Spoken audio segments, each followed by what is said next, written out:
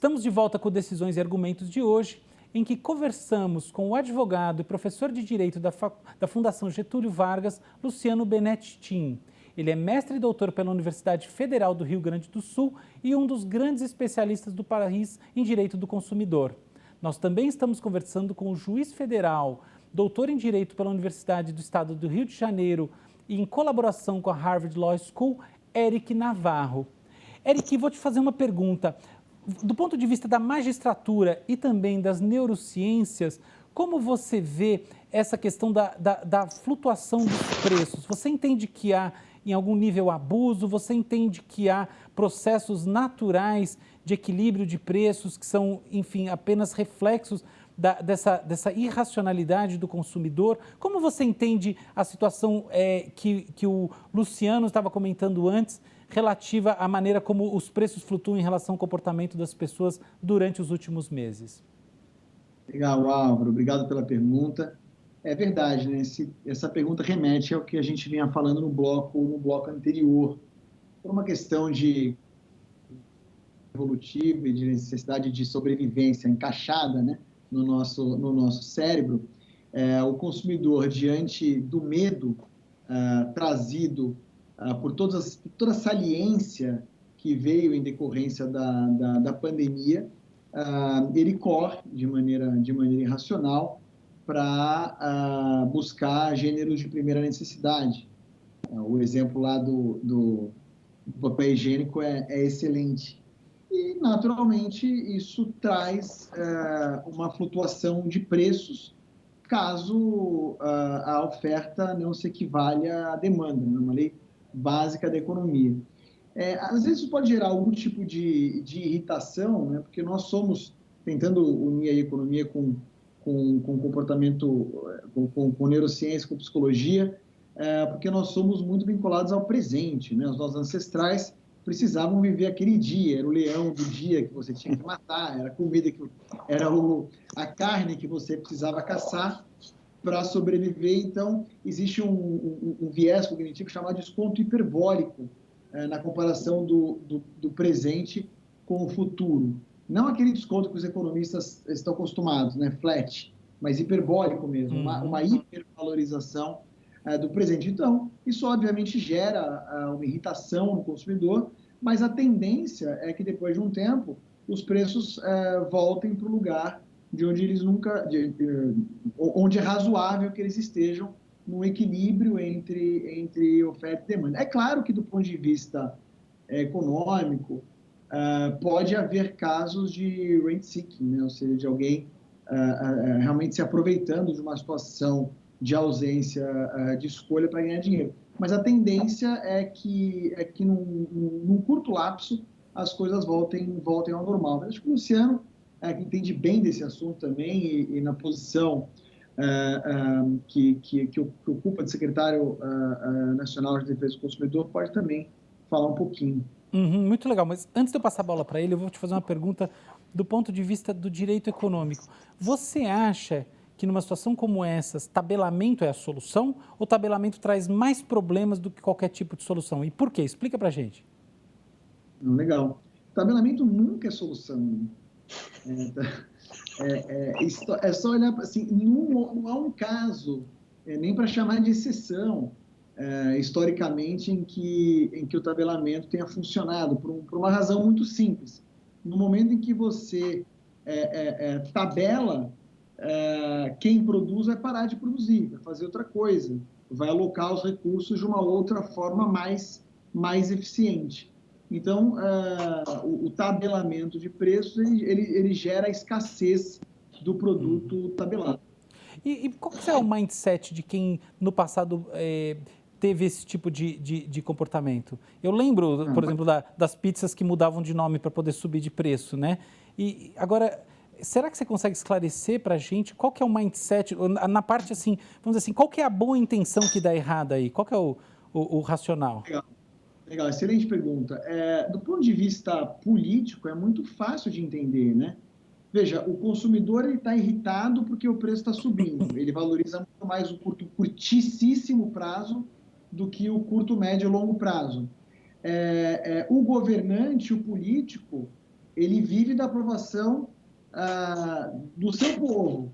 Então, ele também busca dar uma resposta rápida para isso. Mas, no fundo, ninguém está resolvendo, ninguém está usando o sistema 2, né? Ninguém está usando o córtex pré-frontal dorso lateral. Está todo mundo pensando o córtex pré-frontal, o ventromedial e o amígdala. Uhum. Luciano, como é que você vê essa situação? O que você entende desse tipo de saída, como o tabelamento e outras que tentam, vamos dizer assim, resolver o problema do equilíbrio de preços através de uma externalidade, de uma força, né, que é trazida pelo governo, assim? Então, Álvaro,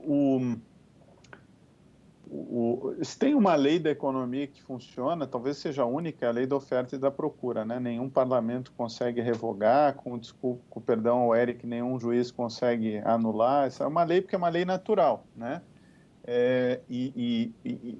Enquanto a economia for ciência, né? E se ninguém provar que não seja, provavelmente se alguém fizer isso vai ganhar um Nobel de Economia, né? A economia não é uma ciência, vai ganhar se conseguir com evidência científica. Então, enquanto ela for, ela está presente. Então, nesse momento atual, desde o início da pandemia, a gente tem vivido choques de oferta em alguns setores, né, que param de produzir, como aconteceu com as máscaras, que eram produzidas na região de Wuhan, na China. Então, as máscaras cirúrgicas pararam 2 meses, diminuiu a oferta. Então, deu esse choque de oferta. E associado a isso, deu um choque de demanda, porque essa pandemia se espalhou pelo mundo. Então, no fundo, foi pior, foi choque de oferta e de demanda. Então, os preços acabaram aumentando. O arroz, né? O arroz, a China é um grande consumidor de arroz, já sabia da epidemia, não sei se sabia da pandemia, mas já sabia da epidemia. Então, ela teve condições de se programar antes dos outros. Os grandes traders de grãos do mundo hoje são chineses, porque os chineses se programam, né?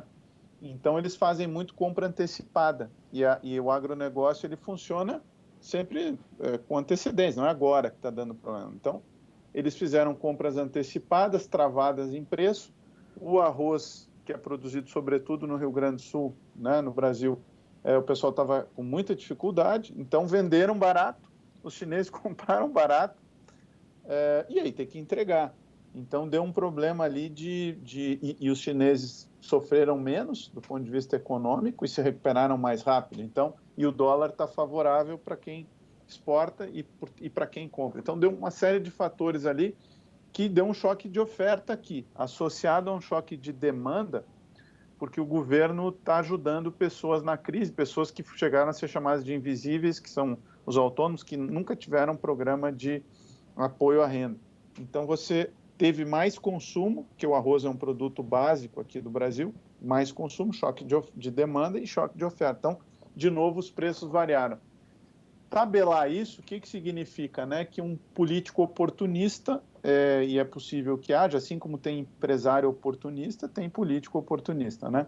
Em tese, não estou generalizando, mas ele pode ver ali como uma oportunidade de ter mídia espontânea, e a mídia também vive de cliques, né? De uma maneira geral. Então, uma bela notícia, tabela preço, aí gera toda uma polêmica. Então, você acaba gerando ali um mercado, digamos assim, político oportunista, né? Então, assim como a própria Covid também gerou, em algumas situações aí, político está todo dia na televisão comentando, também gera, assim, esse tipo de coisa aí mais para dirigentes de PROCONs e quem lida com, que é um cargo político e que pode envolver um processo eleitoral, você vê ali como uma oportunidade. Eu não estou falando de julgamento moral. Estou dizendo oportunismo no sentido de ver uma oportunidade. O cara que é político, ele vive da oportunidade como empresário, que pode haver ali esta oportunidade. Legalmente falando, o que se proíbe no Brasil é aumento abusivo de preço. E o que seria um aumento abusivo? Não, a lei da oferta e da procura, a variação não é abusiva per se, pode ter aumentado 100% se foi choque de oferta e demanda.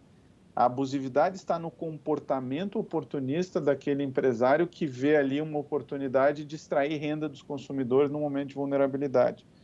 E isso só se consegue saber tecnicamente, cientificamente, mapeando a cadeia produtiva. Porque se ele está só repassando o preço, mantendo as margens dele de lucro, não se pode falar em abusividade, infelizmente, embora irrite os consumidores. E eles fiquem vítimas de um grau de oportunismo que nós temos vários exemplos aí, inclusive. Muito legal. Tá bom, a gente vai fazer mais um intervalinho e a gente já volta com o Decisões e Argumentos de hoje.